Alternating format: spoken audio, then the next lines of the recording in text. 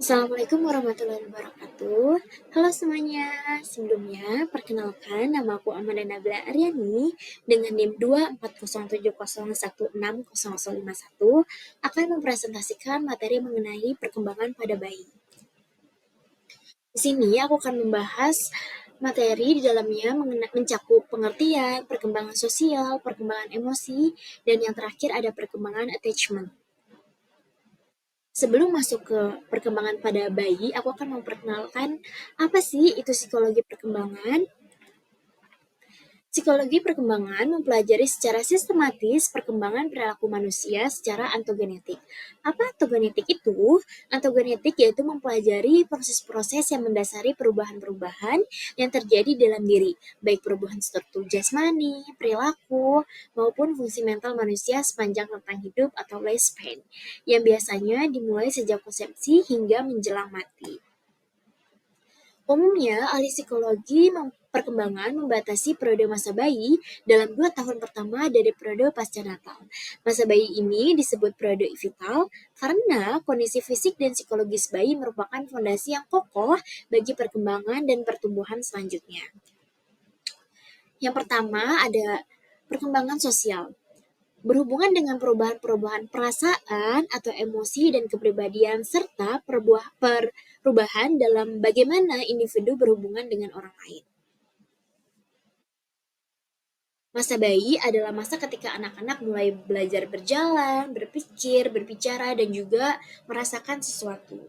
Pun dalam pemenuhan kebutuhan bayi masih sangat tergantung pada pengasuhnya.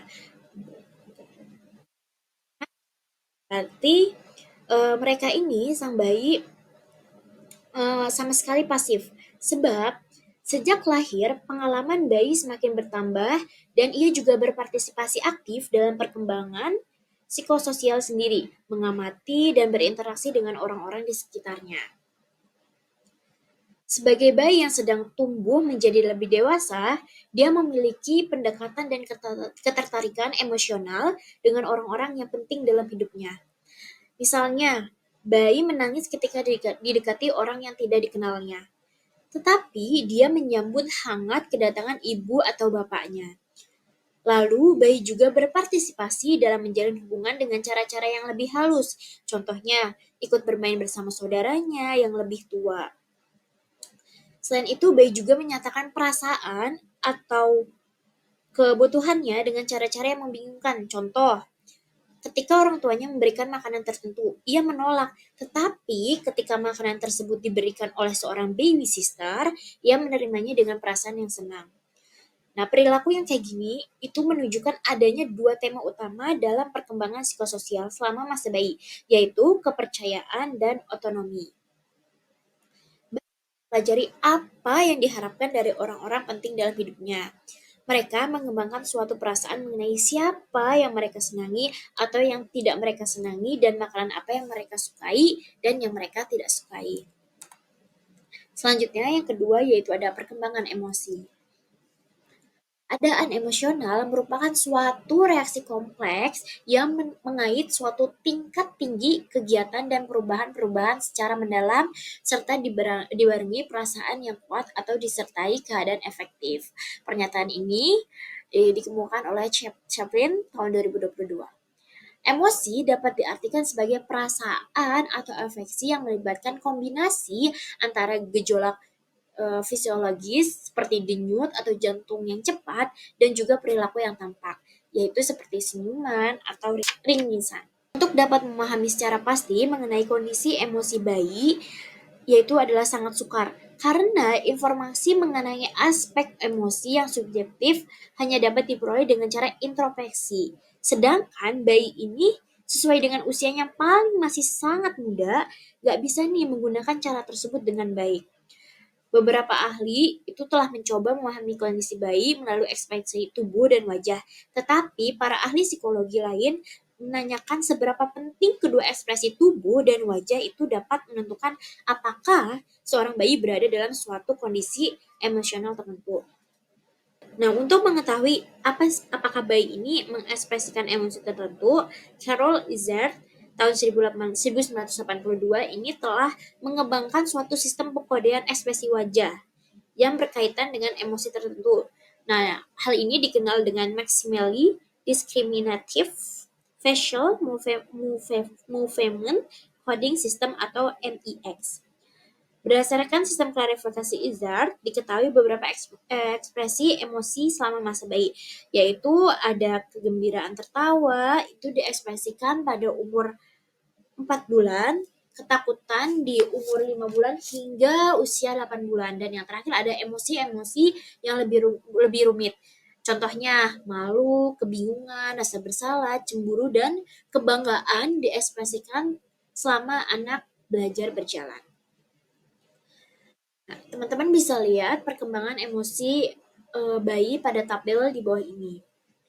Umur 0 sampai 1 bulan itu senyuman sosial. 3 bulan senyuman kesenangan, 3 sampai 4 bulan kehati-hatian, 4 bulan keheranan, 4 sampai 7 bulan kegembiraan dan kemarahan, 5 sampai 9 bulan ketakutan, dan yang terakhir umur 18 bulan itu merasakan malu.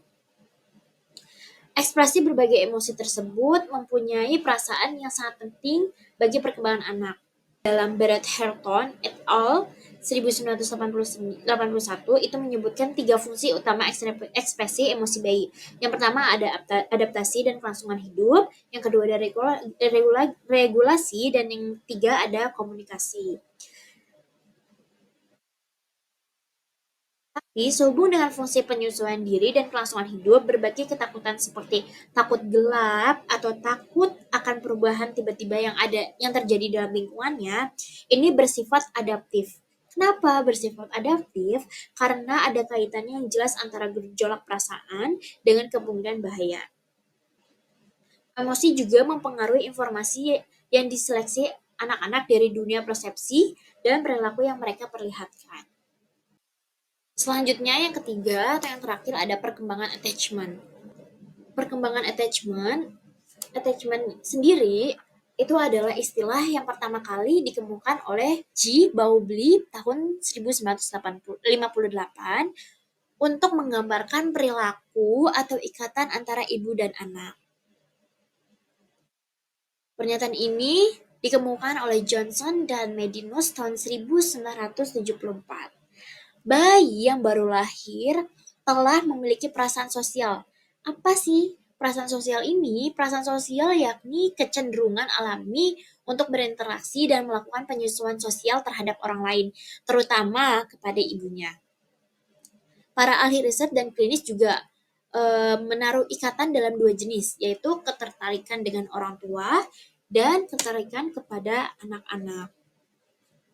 Kontak sosial pertama bayi dengan pengasuhnya ini diperkirakan terjadi pada usia 2 bulan, yaitu ketika bayi mulai tersenyum memandang wajah ibunya. Nah, kemampuan bayi ini tersenyum pada usia dini berperan dalam memperkukuh hubungan antara ibu dan anak. Kenapa? Karena dengan senyum itu bayi ingin menyatakan pada ibunya bahwa ia mengenal atau mengekspresikan rasa cintanya kepada ibunya. Dan juga mendorong ibunya untuk membalas rasa kasih sayangnya atau dengan cara senyumannya. Perkembangan awal kontak sosial pada bayi merupakan dasar bagi pembentukan hubungan sosial di kemudian hari. Lalu pada saat bayi memasuki usia 3 atau 4 bulan, mereka semakin yakin nih memperlihatkan bahwa mereka mengenal dan menyayangi anggota keluarganya dengan senyuman. Tetapi pada usia sekitar 8 bulan muncul objek permanen bersama dengan kekhawatiran terhadap orang yang tidak dikenal, atau bisa kita sebut atau biasa disebut dengan stranger anxiety, yaitu perasaan malu terhadap orang yang tak dikenal. Secara biologis, bayi yang baru lahir diberi kelengkapan untuk memperoleh perilaku keterikatan dengan ibunya. Semakin besar respon ibu terhadap sinyal-sinyal yang diberikan kepada bayi, maka semakin kuat juga ketertarikan antara keduanya. Ketertarikan yang aman ada secure attachment, dan ketertarikan yang tidak aman yaitu ada insecure attachment. Hal ini karena data-data yang diperoleh oleh peneliti berkesimpulan bahwa semua bayi terikat pada ibunya dalam tahun pertama kehidupannya. Tapi kualitas ikatan tersebut berbeda-beda nih teman-teman, sesuai dengan tingkat respon ibu terhadap kebutuhan mereka. Dalam ketertarikan yang aman, bayi ini biasanya menggunakan ibunya sebagai landasan yang aman untuk mengeksplorasi lingkungannya. Ketertarikan yang aman dalam tahun pertama kehidupan bayi memberi suatu landasan yang penting bagi perkembangan psikologisnya di kemudian hari. Sebaliknya, ketika bayi mengalami ketertarikan yang aman, tunjukkan sikap ambivalen pada ibunya, takut kepada orang asing, terus juga merasa terganggu nih dengan hal-hal kecil, contoh perpisahan sehari-hari. Ketertarikan, kecemasan dan penolakan atau anxiety avoidant attachment itu bayi jarang menangis ketika dipisahkan dari ibunya dan ketika berkumpul kembali. Bayi-bayi ini memperlihatkan tingkah laku kombinasi antara mendekati dan menolak atau mengabaikan ibunya sama sekali. Perkembangan attachment, teman-teman bisa lihat tabel yang tertera di slide ini. Pada usia 3-4 bulan, semakin memperlihatkan bahwa mereka mengenal dan menyayangi anggota keluarga yang dikenal dengan senyuman. Mereka memberikan senyumannya dan juga dapat menerima kehadiran orang asing. Lalu pada usia 8 bulan, terdapat objek permanen bersama dengan kekhawatiran terhadap orang yang nggak dikenal, yang biasa disebut stranger anxiety, yaitu perasaan malu terhadap orang-orang yang tak dikenal. Lalu di usia 12, umumnya bayi ini merasa telat pada orang tuanya ketika ketakutan atau mengira bahwa ia tuh akan ditinggalkan. Lalu menurut Myers tahun 1996, perasaan saling cinta antara bayi dan ibu ini disebut dengan attachment. Tahap pertama dalam tabel yang tertera itu ada indiscriminate sociability, yaitu usia 0-2 bulan. Yang ini bayi ini gak bisa membedakan antara orang-orang dan merasa senang dengan atau menerima dengan senang orang yang dikenal ataupun yang tidak dikenal. Lalu tahap kedua ada attachment is the making, yaitu pada usia 2-7 bulan, bayi ini mulai mengakui dan menyukai orang-orang yang dikenal. Contohnya, tersenyum dengan orang yang sudah dikenalnya ini. Yang terakhir ada UOS, ayat di sini tertera ayat Al-Quran yang berhubungan dengan materi yang saya presentasikan, yaitu pada surat Al-Mu'min surat ke-40 ayat ke-67, yang artinya, dialah yang menciptakan kamu dari tanah, kemudian dari setetes mani, sesudah itu dari segumpal darah, kemudian dilahirkanlah kamu sebagai seorang anak, kemudian kamu dibiarkan hidup supaya kamu sampai kepada masa dewasa, kemudian dibiarkan kamu hidup lagi sampai tua. Di antara kamu ada yang wafat sebelum itu. Kami perbuat demikian supaya kamu kepada ajal ditentukan dan supaya kamu memahaminya juga. Oke, sekian presentasi dari aku, video ini yang menjelaskan materi mengenai perkembangan pada penghujung materi. Hanya ini yang bisa saya sampaikan. Semoga teman-teman yang menonton video ini bisa mendapatkan wawasan lagi dan ilmunya lagi, dan juga bisa bermanfaat bagi lingkungan atau di kemudian hari. Sekian dari saya. Assalamualaikum warahmatullahi wabarakatuh.